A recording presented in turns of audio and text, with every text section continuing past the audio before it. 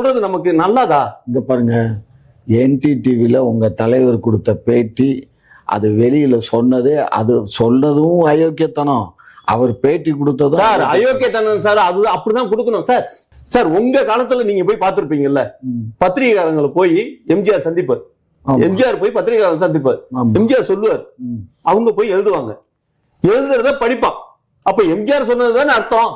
எம்ஜிஆர் எப்பவுமே பத்திரிகையாளர்களை நேரடியா தான் சந்திச்சு அவர் நேரடியா தான் பேசுவாரே தவிர, அவர் பேசுறத வாங்கணும் எல்லாத்தையும் கும்மலா கேமராவை ஆஃப் பண்ணிட்டு மைக் செட் எல்லாம் ஆஃப் பண்ணிட்டு கும்மலா உட்காந்து அது கொலை கொலையா மந்திரிக்கன்னு யார் பண்ணுவான்? பிஜேபிக்காரன் தான் பண்ணுவான். ஆர்எஸ்எஸ்ல நான் 4 சாக்கா முடிச்சிருக்கேன்.